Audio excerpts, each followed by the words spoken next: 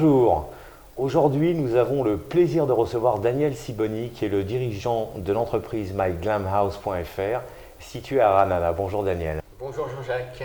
Alors Daniel, tu as une spécificité dans ton métier d'architecte où tu résides d'abord en Israël depuis je crois pas mal d'années et où tu réalises de fantastiques maisons en bois. Alors ça fait rêver parce que le bois c'est noble.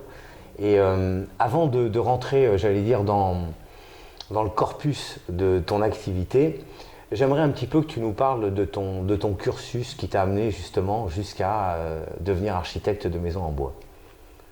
Avec plaisir. Alors en fait, avant de faire mon alia en Israël, je vivais à Los Angeles. D'accord. Donc à Los Angeles, j'ai vu des constructions. Moi, j'ai appris l'architecture en France, l'architecture d'intérieur, tout ce qui est bâtiment. J'ai travaillé au Centre des bâtiments de France. C'est là où j'ai fait mon programme d'architecture. Et j'ai appris à construire en traditionnel, les briques, les pierres, les parpaings, enfin tout ce qu'on connaît en France, tout ce qu'on connaît en général. Donc l'architecture classique, très classique, le plus classique possible et vraiment presque inintéressant dans le sens où aujourd'hui, on a un petit boîtier, on le pose au milieu d'une pièce, il va calculer toutes les longueurs, les largeurs, les hauteurs, les volumes à chauffer. Bon. Et on connecte ce petit appareil à l'ordinateur et tout va Comme par magie, tout va se mettre en place. Après, on va travailler dessus, enfin, il va falloir travailler, mais déjà, alors qu'à l'époque, il fallait vraiment venir, mesurer tout, rentrer dans chaque pièce, les hauteurs, les niveaux, les recoins, tout redessiner. Ça mettait beaucoup de temps, c'était un travail astreignant, qui ne me convenait pas en réalité. Je l'ai fait parce que j'aimais ça, j'aime l'architecture, j'aimais cette partie de business, j'aime surtout la décoration. Et après, quand je suis parti, j'ai une autre partie j'ai lâché l'architecture en étant jeune et je suis devenu photographe de mode. Donc j'ai travaillé pendant 25 ans comme photographe de mode pour à peu près tous les magazines et en fait, toujours à Los Angeles ou à Paris non, plutôt? À Paris, d'accord. À Paris, j'ai fait mes études à Paris, j'ai travaillé à Paris et en fait je me suis retrouvé à Los Angeles envoyé par un groupe de magazines pour être le correspondant de production et photographe donc là-bas. Donc moi je suis parti à Los Angeles pour la photo. Mais j'ai toujours cette partie d'architecte qui est en moi. En fait c'est très lié en réalité. Tu avais cette vibration profonde. C'est l'art, la partie artistique qui m'intéresse. En fait, même dans l'architecture, ce qui m'intéresse, c'est toute la partie artistique, rendre très artistique la maison. C'est-à-dire, pour moi, l'art, dans la maison, c'est aussi le calcul d'un volume, les couleurs, les lumières qui vont rentrer, tout ça, c'est ce qui fait la maison et ce qui fait le bien-être de ceux qui y vivent. Donc, j'ai vu toutes ces maisons construction en bois là-bas, en Californie, principalement Los Angeles, là où j'étais. En fait, ça m'a intéressé. Donc c'est là, excuse-moi de t'interrompre, c'est là-bas que tu as découvert la construction spécifique en bois au niveau des maisons. Voilà, c'est à Los Angeles. À Los Angeles. D'accord. Et d'ailleurs, ce que je fais là même maintenant, les maisons que je développe, c'est vraiment un design californien. D'accord. Vraiment, je suis rentré dans... Ça m'a plu là-bas. Bon, Qu'est-ce que tu appelles pour nos auditeurs un design californien? Parce que c'est un mot un peu savant. Non, c'est-à-dire c'est le look des maisons très californiennes, très... C'est-à-dire sans toit, avec des toits plats. Voilà, toits plats. Moi j'aime végétaliser les toits, c'est-à-dire que ça apporte encore au niveau thermique, enfin, ça apporte ça a beaucoup de propriétés. Peut-être on en parlera après. Bien sûr. Donc les toits végétaux, des murs végétaux, grands panneaux d'ouverture, que la maison soit complètement ouverte. Ouverte aux 80. Exactement. Et surtout, ce que j'aime vraiment, c'est les hauteurs sous plafond. Moi, j'aime construire des maisons qui, en toiture, enfin en plafond intérieur, arrivent à 3 mètres. J'aime que vraiment on ait des vrais volumes. Parce que ce qui s'appelle californien, c'est toute cette histoire d'être en open space, à part les chambres à coucher, les salles de bain, mais tout le reste est en open space. Donc des volumes hyper ouverts. Même si c'est des petits volumes, même si c'est des petites maisons de 80, 60, 80 mètres carrés, c'est tout open. Ça m'a bien plu. Bon, c'est surtout technique le fait que ce soit en bois à Los Angeles. En général, dans la construction, on construit de telle ou telle manière en fonction de la région dont on se trouve. Donc Bien sûr. on utilise du bois. Quand on est dans les Landes en France, on va construire en bois plus facilement. Quand on est dans le Vercors, on va construire avec de la pierre. En fait, tout Quand on est en Normandie, on va construire avec de la chaume et compagnie, etc. Exactement. Là-bas, c'est construit en bois pour les raisons thermiques et comment on dit, j'ai un petit trou de mémoire. C'est pas grave. Je sais. On est en direct, c'est pas grave. Pour tout ce qui est secousse thermique. D'accord, donc tremblement de terre et compagnie. Voilà. Pour tout ce qui est tremblement de terre. En fait, en réalité, c'est imposé là-bas de construire en bois pour que d'abord, le bois a une flexibilité, donc il va pouvoir bouger. Donc ça permet plus de résistance aux secousses ici. Et surtout, si ça s'écroule, bon, ça fait mal du bois, mais c'est pas du ciment ou de la pierre ou des briques, etc. Un mur de béton qui nous tombe dessus, donc c'est déjà plus sympathique. Et c'est surtout le bien-être. Dans le bois, on reste dans des températures d'isolation, c'est-à-dire que s'il fait froid, tu gardes une certaine chaleur à l'intérieur de la maison, voilà. Et s'il fait chaud, tu gardes une certaine fraîcheur. Alors, il y a une technique pour faire ça, c'est-à-dire que, et c'est ce que je développe donc ici, donc les maisons ne touchent pas le sol.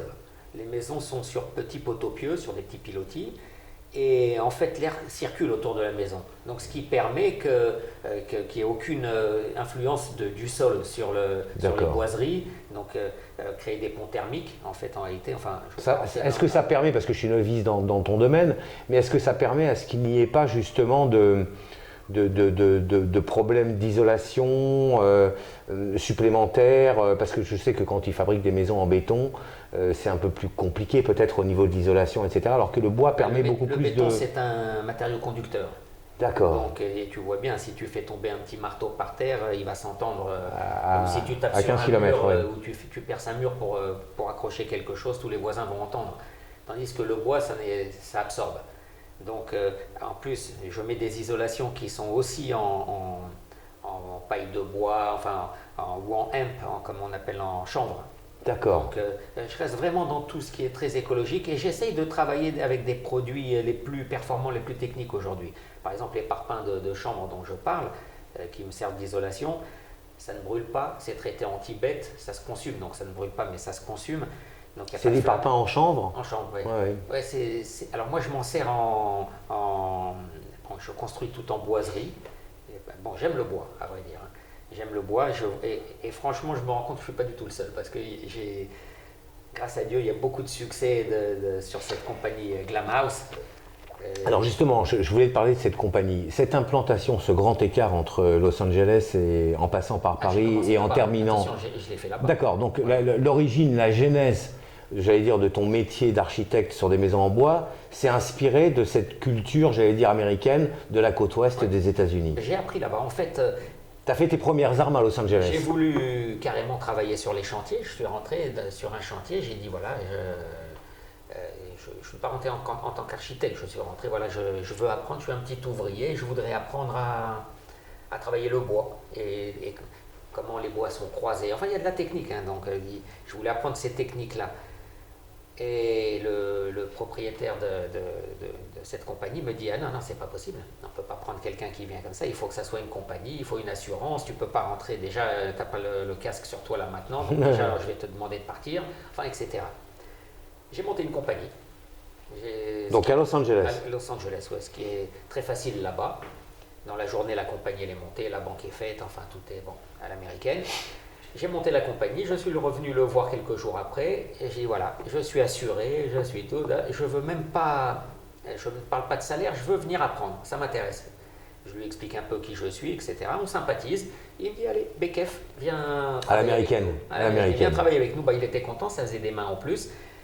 Et surtout quelqu'un de très motivé. Oui, très motivé, j'aime ça. Et surtout, j'ai apporté une touche beaucoup plus artistique parce qu'en fait, la réalité, quand je dis j'étais photographe de mode, directeur artistique pour des magazines. Donc, j'ai une sensibilité très de direction artistique et de savoir mener les équipes. Donc, et j'ai eu cet enseignement du départ d'architecture que je n'ai pas pratiqué. Hein. J'ai fait architecture en réalité, très franchement, j'ai fait architecture parce que mon père voulait que j'apprenne un métier. que c'était la seule chose que j'ai trouvée qui se faisait dans les horaires qui me convenaient. Enfin bon, voilà, parce que je travaillais la nuit comme disque jockey dans des boîtes, comme DJ.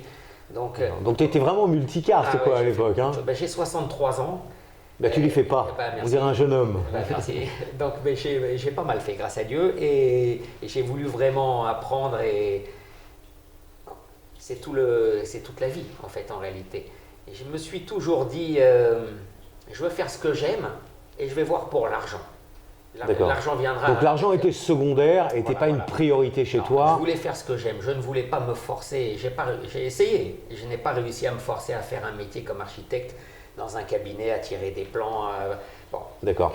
Mais si tu m'as dit que la genèse de ton ambition d'architecte était née aux États-Unis sur la côte ouest, donc particulièrement à Los Angeles, en bois, tout à fait. En fait, ce qui est magnifique, c'est ce qu'on peut penser avoir appris qui ne servirait à rien, où on est parti dans d'autres voies. Et qui aujourd'hui est revenu 25 ans après. Ouais. Alors, et comment t'es venue l'idée de traverser l'Atlantique pour arriver par le détroit de Gibraltar jusqu'en Israël et envisager ton métier d'architecte de maison en bois sur, j'allais dire, alors je ne connais pas très bien la culture israélienne au niveau des constructions, mais a priori, il n'y a pas tant de maisons en bois que ça en Israël. Non, alors, d'où est venue cette idée d'être un explorateur pour Israël et de faire découvrir justement ce matériau qui est vraiment très noble et qui est infiniment plus joli que le béton en Israël? Alors, en Israël, il faut savoir qu'il y a une culture, il y a eu des constructions maisons en bois dans les années 50, justement pour faire des choses cheap et pour recevoir les gens. Après, donc, dans le mental des Israéliens, la construction en bois, ils se souviennent toujours de ça, que c'était les premières constructions quand ils sont arrivés, les premières aliotes, enfin pas les premières, mais celles qui sont arrivées après l'indépendance. Et donc pour eux c'était pas le... Donc d'une certaine façon le bois aussi coule dans les veines des Israéliens, puisque les premiers baraquements étaient en bois. Mais tout est importé, donc il n'y a pas de bois ici évidemment. Il n'y a pas de forêt. Voilà, donc il n'y a pas de forêt, donc le bois coûte un peu plus cher que partout, puisque en fait j'ai surtout développé aussi la France. Et là-bas il y a le bois, il y a tout, enfin bon, ça a été beaucoup plus facile. Donc à tel point que je me disais, est-ce que je vais fabriquer en France et importer ici? Et après je me suis dit non, pas du tout. Je veux faire une société israélienne. Purement israélienne, travailler avec que des Israéliens. Enfin, je suis là maintenant, je veux travailler comme quand j'étais aux États-Unis. Ça fait de nombreuses années que tu es implanté en Israël maintenant. Oui. Alors dans la procédure à respecter, déjà, qui dit maison en bois dit terrain, je suppose. Quel est le profil acheteur d'une maison en bois en Israël, et quelle est la procédure à respecter pour se retrouver acquéreur d'un terrain? Donc je suppose que tu as les ramifications qu'il faut pour aiguiller tes clients pour l'achat d'un terrain qui soit construisible, parce que c'est pas forcément, je crois qu'il y a des terrains agricoles, des terrains avec des permis de construire, etc.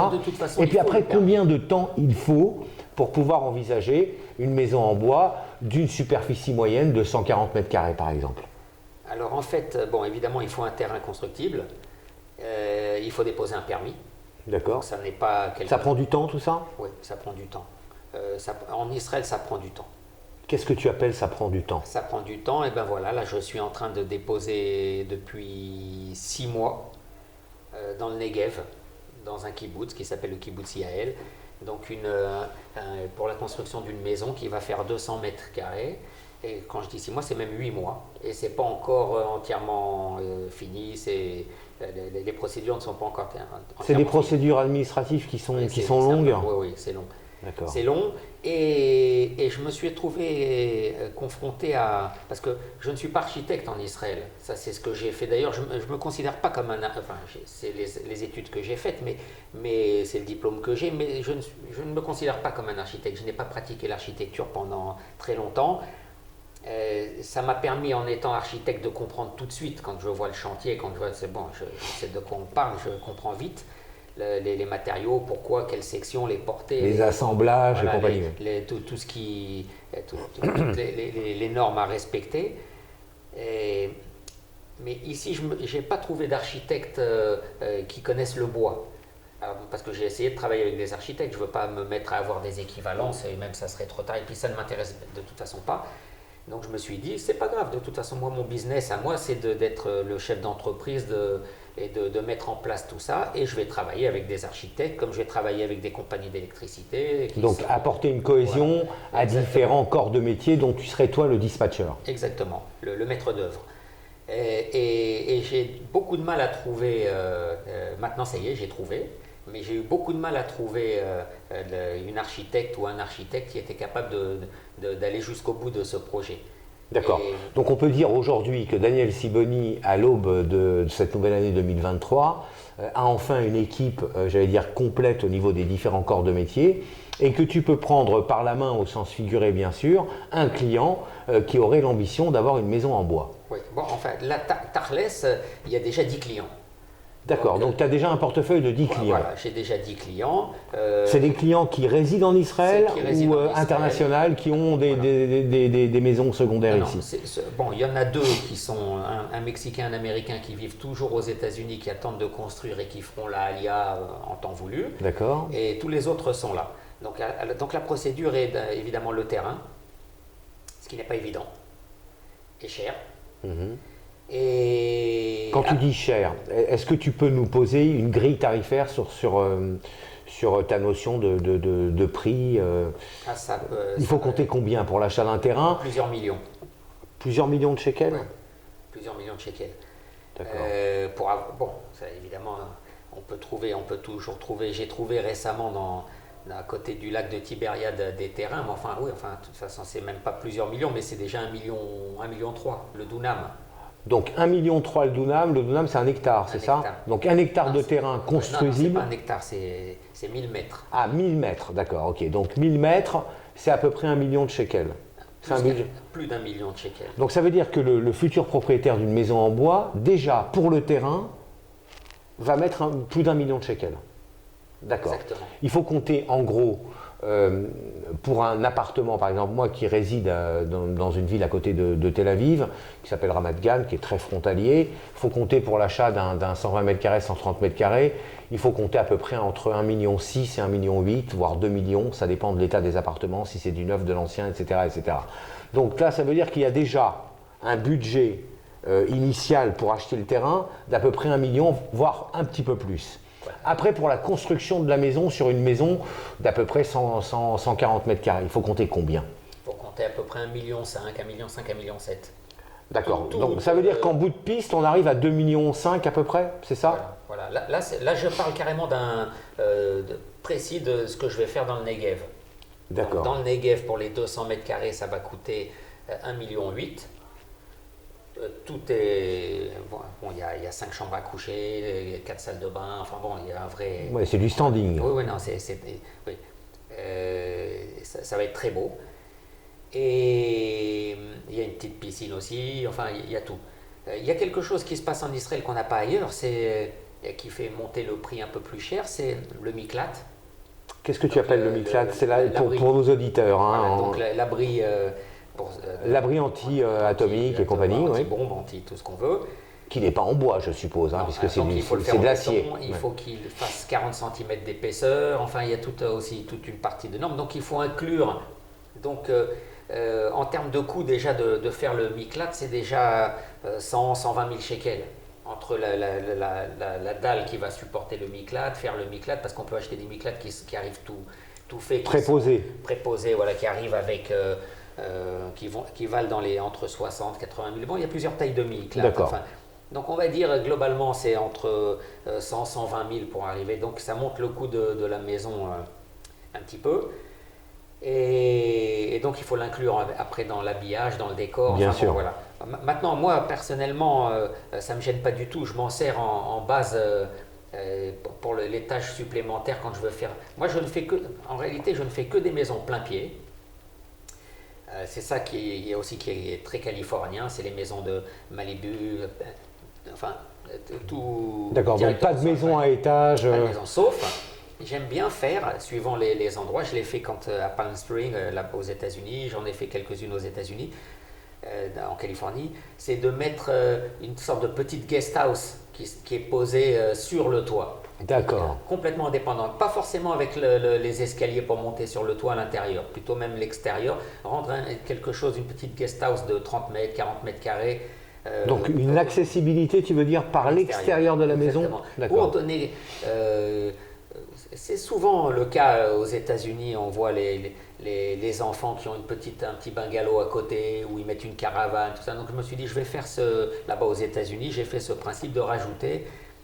Et donc j'avais l'habitude de faire un petit bloc béton pour supporter bien tout ça. Donc en Israël, ça se prête vraiment de faire ça et de pouvoir supporter donc une guest house. Alors là, tu nous parles de construction sur des maisons dans le Negev, donc c'est une partie assez excentrée en Israël, puisque c'est le sud d'Israël.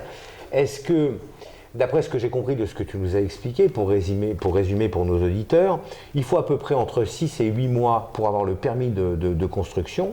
Une fois qu'on a le permis de construction, on peut commencer à envisager la construction de la maison. Alors la construction de la maison, comme je te l'ai dit, pour une maison moyenne de 150 mètres carrés, il faut compter combien de temps? Il faut compter 5 mois. C'est-à-dire qu'en 5 mois, tu peux bâtir une maison Non, avec le finish, avec tout. Il y a un avantage aussi qui est considérable, c'est ce qu'on appelle un chantier propre. C'est-à-dire que quand c'est dans le Negev, bon, on va dire ça ne gênerait pas trop le bruit, mais quand on construit en plein milieu d'un petit bled, d'un petit village, d'un moshav, si les camions toupis viennent pour déverser le béton, s'il faut casser, il faut le marteau-piqueur, enfin, etc., ça fait beaucoup de bruit. Et le béton, c'est sale, ça, il en reste toujours tout autour. Tandis que là, le bois, toutes les machines sont connectées avec des aspirateurs, donc toute la sûre est aspirée.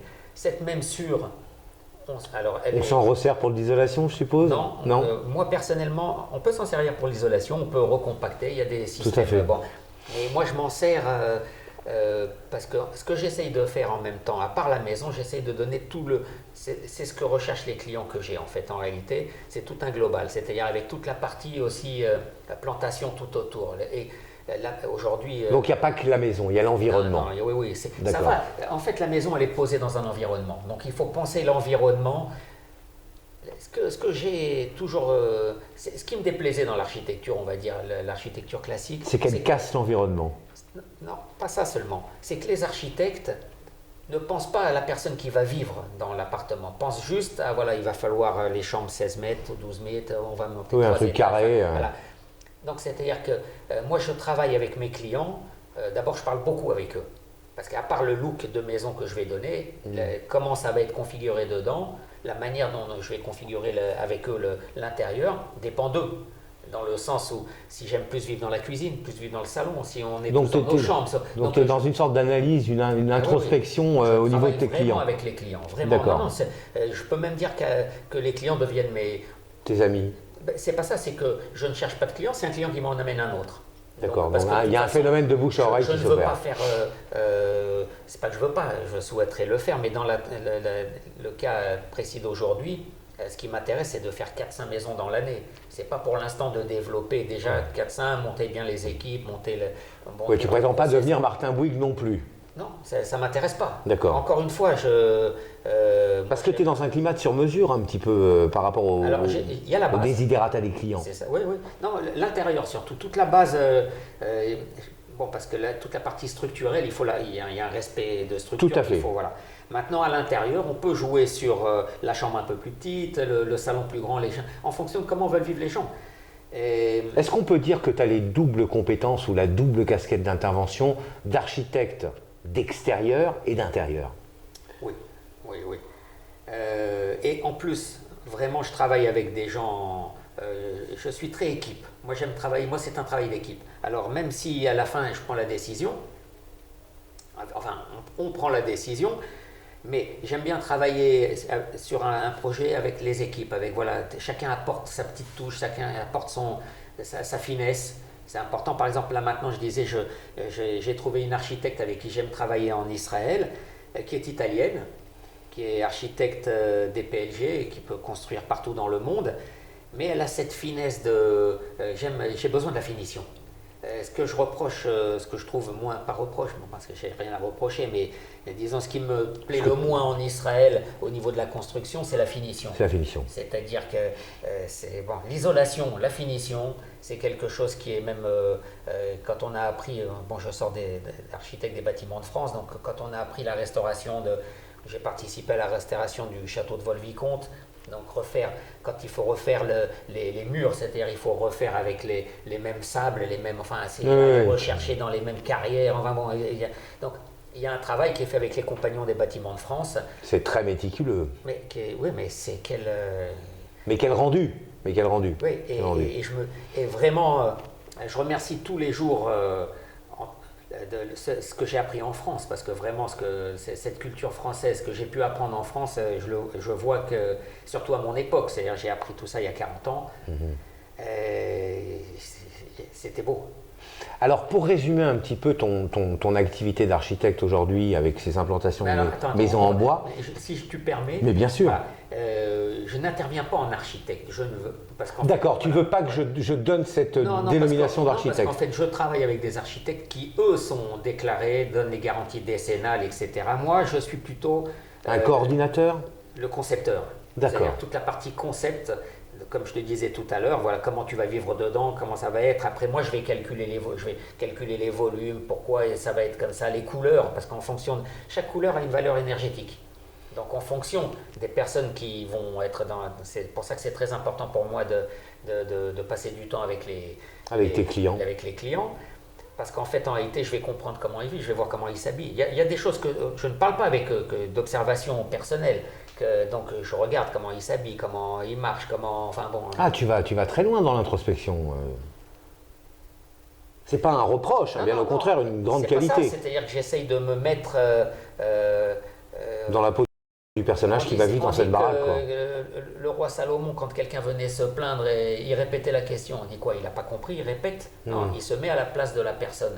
Donc en fait, en réalité, cet enseignement, il ne suffit pas de l'entendre, il faut aussi le mettre en pratique. Donc je veux me mettre à la place de la personne qui va vivre, d'autant que c'est moi qui vais lui faire sa maison. Donc je veux qu'il soit bien. D'accord. Daniel, en tant que concepteur de maisons en bois en Israël, est-ce que… c'est pas qu'en Israël. Hein. Alors, pas qu'en Israël, justement, tu as différents lieux d'implantation. Tu as la France, tu as Israël, tu as les États-Unis. Il y a les États-Unis donc, qui s'appellent glamhouse.la, puisque c'est Los Angeles. Ok. La France, c'est glamhouse.fr, je suppose. En France, j'ai fait un système de licence. Donc, ça s'appelle My Glamhouse, puisque je travaille avec eux, mais ce sont d'autres gens qui ont une licence de faire les maisons. Et parce qu'en fait, vraiment ce que je fais moi, c'est toute la conception de la maison. Donc je travaille avec le groupe français sur chaque maison, chaque terrain, les dépôts de permis. Bon, par contre, en France, je peux déposer moi les permis. D'accord. Parce que bon, j'ai toujours… Bon, ça, je ne le fais pas. Je me suis organisé encore autrement parce que je ne suis pas en France tout le temps, donc je ne vais pas dépendre de… Bon, bien on sûr. peut tout signer à distance, on peut tout faire, mais enfin voilà, je préfère avoir les gens, ne serait-ce que par respect pour un client, s'il a besoin de parler avec… d'avoir cette proximité géographique. Il est là, tout à fait. monsieur, c'est pas je lui dis je vais prendre l'avion, je viendrai voir oui, tout à fait. mois. Donc c'est vraiment par souci d'être proche des clients. De proximité client, tout à fait. C'est important, c'est important. D'accord. Daniel, quelqu'un qui voudrait s'implanter, enfin qui voudrait construire une maison à Herzliya, est-ce qu'aujourd'hui c'est possible? Voilà, j'ai commencé hier. Ah, donc c'est pas une question. Voilà, j'ai commencé hier. Alors, en fait… Parce que synonyme de maison en bois n'est pas non plus synonyme que de Negev ou du Nord. On construit aussi dans le centre aujourd'hui? C'est-à-dire, voilà, cette cliente-là est une Américaine. D'accord. Qui vivait en Belgique une grande partie de sa vie, qui vient de faire la Aliyah. Elle a vu une parution chez quelqu'un. Elle a vu une parution des maisons, des Glamhouse. Et elle m'a contacté. Elle m'a dit voilà, j'allais construire, je stoppe tout, je voudrais qu'on se rencontre et qu'on discute. Donc il a fallu aller vite là parce que bon. Elle a déjà le terrain, Herzliya? Oui. Non, c'est vrai, on a commencé hier. Donc, la construction? Oui. Ah d'accord, ok. Donc elle a passé les 8 mois d'attente. Voilà, on a passé un peu moins que 8 mois dans ce cas-là parce qu'en fait, en réalité, elle a déjà une maison sur le terrain et donc il a fallu faire une sorte d'extension. Extension. Voilà. Et en fait, Pour être précis, c'est pas une maison que je lui fais. Dans Glamhouse, il y a deux voies différentes. Il y a les maisons en tant que telles et il y a tout ce qui est guest house, c'est-à-dire les petites maisons, les Zimmerrim, on va dire. Mais toujours dans le même look, Ouais. très californien, très confort. Avec des toits plats toujours. Toit plat, végétalisé, murs végétaux aussi. Les murs végétaux, alors ça va être là-bas, donc je t'inviterai à venir voir parce que tu Avec tu plaisir. verras. Donc justement, là, on est parti sur des murs végétaux avec des épices, donc estragon, persil, enfin. Ah, génial. C'est-à-dire c'est que magnifique. tu as envie d'avoir une épice, tu vas sur le mur, Mais c'est surtout extraordinaire. Mais parce que à part les couleurs qui ont la valeur énergétique, évidemment, la nature, évidemment, mais surtout l'odeur. Quand Ah bah tu oui, as bien du sûr. persil, de l'estragon, de la Extraordinaire. ciboulette. Tu crois à la ferme. Oui, c'est magnifique. C'est génial. Donc on construit une guest house de 60 mètres carrés. C'est une grande guest house. Ah en ouais, fait, bah. en réalité, je suis plus tenté à faire des guest house dans les trentaines de mètres carrés. Même là, on me sollicite pour faire des tiny house, c'est-à-dire vraiment des 15 mètres, 12 mètres. Bon, j'ai pas trop envie parce que pour respecter quand même, je veux rester dans ma voie de maison confortable et bon, donc les 60 mètres carrés comme ça va être un open space. Il y a juste une chambre, c'est pour en fait son fils. C'est une quand maison il va- d'invité. C'est ça, ou- c'est en fait la petite maison de son fils qui Ouais. vit lui aussi aux États-Unis actuellement, mais qui vient régulièrement passer un mois, 2 mois, rester un mois, 2 mois, repartir 2 mois, revenir un mois. Enfin, donc il est quand même en Israël. Il est La présent. petite maison dans la prairie à Herzliya. C'est ça. C'est Et génial. le toit va être en fait aussi végétal, mais plus désert. D'accord. Plus les herbes qui poussent dans. Voilà. Donc, parce qu'en fait, quand on fait un toit végétal, ça va donner au niveau de l'acoustique, au niveau de l'absorption des énergies qui vont aussi venir, le soleil, tout ce qui va venir. Donc, ça va. Tu as des systèmes de récupération de pluie. Bon, je sais qu'il ne pleut pas beaucoup ici, mais tu as des systèmes de Oui, bien sûr, récupération de pluie, etc. très important même. D'accord. Ouais, ouais. Même plus que récupération de pluie. Je ne l'ai pas fait ici en Israël, je l'ai fait en France. J'ai un système là-bas qui vient d'être breveté, qui est une sorte comment on appelle, de tout à l'égout, de biouve, Ouais. on dit, de réceptacle des eaux usées, Ouais. sur 3 cuves, avec des traitements aussi au charbon, enfin des trucs naturels, il n'y a pas de chimie dedans. Tout se retravaille et toute l'eau usée, c'est-à-dire ce qu'on appelle les eaux sales, c'est-à-dire la douche, le lave-vaisselle, bon, toutes ces eaux-là, sauf les toilettes, toutes ces eaux-là sont recyclées, retraitées, et là tu peux réarroser toutes les plantes, faire ton jardin entièrement. Ils vont jusqu'à dire tu peux la boire, ce qui est vrai. Oui. Mais bon, déjà de se resservir pour réarroser les jardins. Est-ce que tu as déjà été approché sur du Tama 38 pour faire des extensions en bois? Non. Non, puis de toute façon, encore une fois de plus, je ne le ferai pas. Parce que la construction en bois, d'après ce que tu nous expliques, va beaucoup plus vite que la construction béton. Oui, ça va très vite. Ça va très vite. Pourquoi ne pas envisager en Israël des Tama 38 en bois? Alors, pour ma part, comme je te disais tout à l'heure, je construis sur pilotis. Pour que la maison soit toujours. Parce que tout ce qui fait l'intérêt, justement, le bienfait de vivre dans une maison en bois, c'est qu'elle ne touche pas le sol. D'accord. Donc, si tu la mets au dernier étage, bon, tu peux toujours dire on va faire des pilotis. Bah oui, tu peux faire des pilotis. Toujours ouais. faire, tu vois. Ouais. Mais bon, je reste vraiment la maison sur la terre. D'accord. D'abord, on ne me l'a pas proposé, hein, franchement, Ok. mais je pense que c'est pas ce que j'aimerais faire. Je préfère, Moi, je pense qu'on va te le proposer. Je crois que j'ai un micro qui est tombé, mais c'est pas grave, parce que c'est des petits problèmes techniques liés au direct, mais c'est pas grave. Daniel, pour terminer cet entretien, qu'est-ce que tu pourrais dire, j'allais dire, à tes futurs acquéreurs de maisons en bois tu nous as expliqué bien sûr les différences, etc. Et d'ailleurs, le coût, en fin de compte, d'après ce que je comprends, le coût pur d'une construction en bois est moins cher que d'une construction en béton. Mais c'est pas On vraiment arrive à moins quoi? À cher. 15%? On est sur une fourchette de 15% inférieure? Très franchement, on va dire que c'est à peu près pareil, parce que le prix du bois, alors surtout en Israël, puisque tout est importé, le prix du bois a augmenté. Donc en Israël, c'est un petit peu plus cher. Et si tu fais le calcul au niveau de la dépense d'énergie, au niveau chauffage, au niveau masgan, etc., est-ce qu'on arrive à des coûts qui sont bien sûr, moindres bien sûr. sur des maisons en bois? Bien sûr, bien sûr. D'accord. De toute façon, bon, je ne suis plus, comme je te disais, architecte, mais quoi qu'il arrive, je suis tout. Je vais dans tous les salons, ce qui est le salon du bâtiment aussi. Et donc, je suis toutes les technologies depuis toujours, de tout ce qui sort, de tout ce qui se fait. En termes de. Quand tu dis que tu n'es plus architecte, c'est-à-dire que tu as pris, d'un certain côté, tu as pris de la hauteur et tu es devenu un concepteur. Et d'après ce que j'ai compris de ton métier, c'est que tu réunis différents corps de métier pour construire justement cette maison. Je fais quand même les plans de la maison, attention. C'est toi qui t'occupes des plans. Oui. D'accord. Non, je fais les plans, je fais tout. Enfin, maintenant, j'ai réalisé en tout déjà 9 maisons. Donc, c'est les plans de mes maisons. Je les réadapte en Israël en mettant en Israël le miklat dans le coin où il faut le mettre, etc. Mais à part ça, c'est mes plans de base que je retravaille un petit peu. Mais c'est toujours la même chose que j'ai fait, en fait, en réalité. Donc, on peut dire qu'il y a une vraie signature Daniel Sibony. Oui, non, c'est vraiment... Même quand je prends un architecte, en fait, avec toute la liberté que je souhaite qu'il prenne pour me dire, attention, tu sais, je pense que si on fait ça, ça serait mieux. Parce qu'il y a des contraintes techniques, bien sûr, à respecter, etc. Mais en fait, en réalité... vraiment, on travaille en équipe. Donc, quand je dis encore une fois de plus, j'amène le plan... Je l'amène parce que je l'ai déjà fait et que je les ai. Et puis après, je laisse sur la table et j'ai dit, allez, les amis, les clients, voilà, on est tous là. Hey, on travaille sur le projet.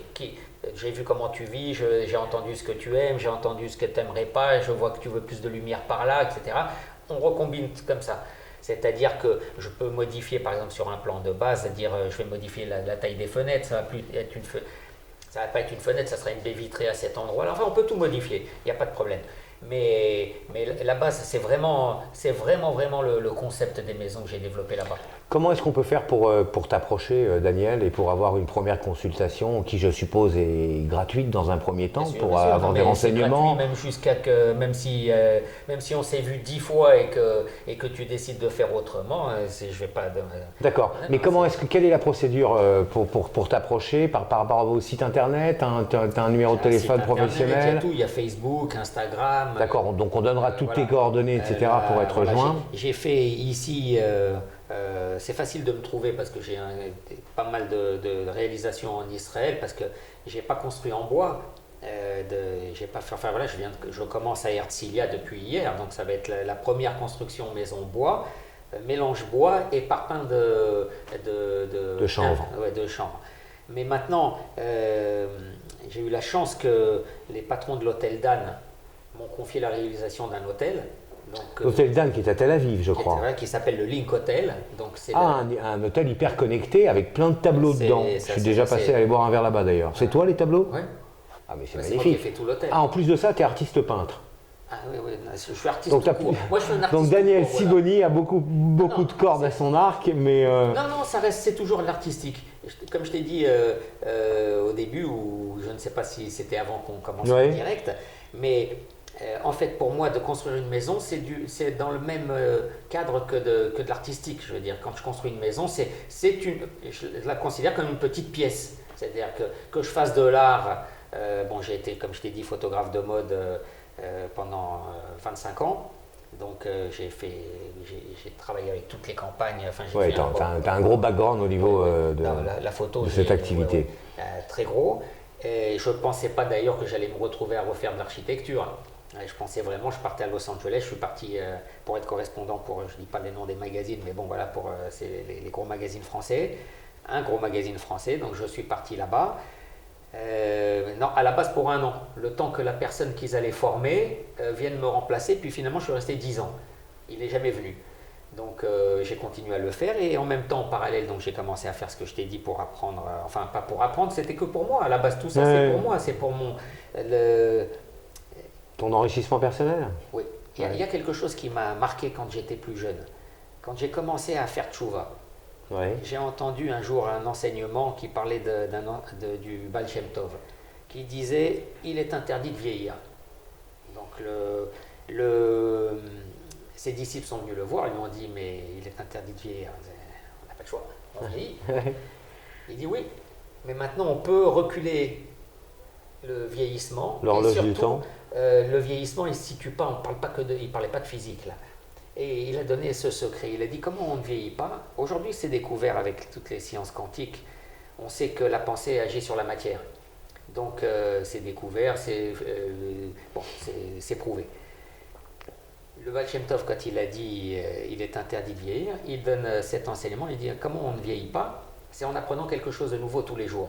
On va créer une nouvelle neurologie dans le cerveau qui va créer évidemment, qui va partir dans tout ce qui est chimique. Ouais. Donc, et on va créer une nouvelle chimie dans son corps. Donc en fait, en réalité, on va se renouveler en permanence. Et en fait, on est vraiment dans un système de renouvellement permanent. Donc je l'ai entendu. Et encore une fois de plus, c'est ça que j'ai beaucoup apprécié en France. C'est-à-dire quand mes parents sont venus du Maroc, on est venu en France. Mon père, il nous disait, on rentrait de l'école, déjà, c'est pas comme ici où on finit à 13h. À 13h, oui. C'est à 6h, 5h. Bah, comme nous en France hein, aussi, en ouais, France. tout à fait. Bon, tu as connu. Et après, on rentrait, hop, le dictionnaire. Donc, on se tapait toutes les pages. Donc, on a pu apprendre des mots. Voilà. Mon père était un monsieur qui lisait un livre par jour.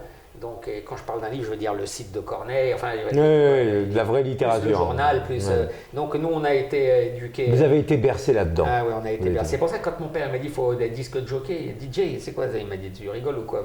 Va apprendre un métier. Va travailler. Fais ce que tu veux si tu veux, mais va apprendre un métier. Et c'est ça, c'est la base. Donc, et il faut. Et c'est ce qu'il faut faire. C'est ce qu'il faut aujourd'hui. Je trouve que malheureusement, on sort un peu du sujet, mais malheureusement, en Israël, il manque un peu. J'habite à Ranana, donc je vois beaucoup de Français. Et je vois qu'au niveau culture, c'est dur, quoi. Il manque beaucoup de culture et c'est tellement dommage. Et ça, c'est cette force qu'on a appris en France. C'est-à-dire qu'on peut rebondir partout après. Tout à fait. À quand la maison de Daniel Sibony en bois? Bientôt, j'espère. Amen. Alors voilà, j'en commence une dans le Gers en France. Ah bah génial, voilà. Génial. Mais maintenant, en fait, en réalité, c'est pour mieux la vendre là-bas, pour m'acheter une belle maison ici. Bon bah super. En tout cas Daniel, merci pour cet éclairage sur les maisons en bois. Il y aura facilité à te contacter puisqu'on inscrira toutes tes pages Facebook, Instagram et compagnie, voilà. Et puis ton numéro de téléphone, je suppose. Avec plaisir. Et puis, écoute, tout le succès possible dans le bois qui est vraiment l'une des matières les plus nobles. Merci. À très bientôt Daniel. Merci beaucoup.